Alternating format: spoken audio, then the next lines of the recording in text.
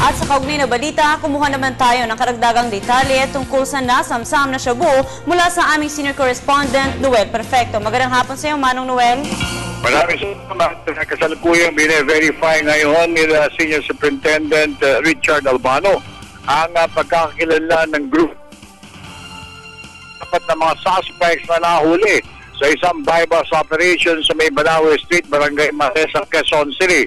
Mismo si Colonel Richard Albano ang nagtungo sa lugar para makita ang mga suspects na kinilalang sina Honorato Lo Pontigon, Marcy Hue, Crisologo Peña Puzon at Rosales James Rosales. 35 hanggang 40 kilos ng shabu, na high-grade shabu sa ng mga grupo sa isang bypass operation na pinamumunuan kung saan nag-post ang mga Quezon City Police District official bilang buyer ng nasabing droga. Maabot sa mahigit na 250 million pesos ang halaga ng nasabing kalakal o droga na dala-dala ng 4 na mga drug pushers.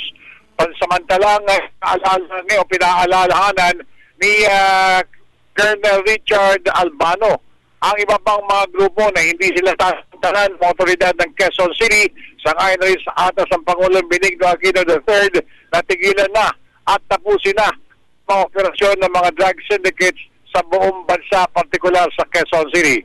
Kasama pa rin si Barry Yumol at saka si Erwin Navarro, Perfecto Television ng Bayan.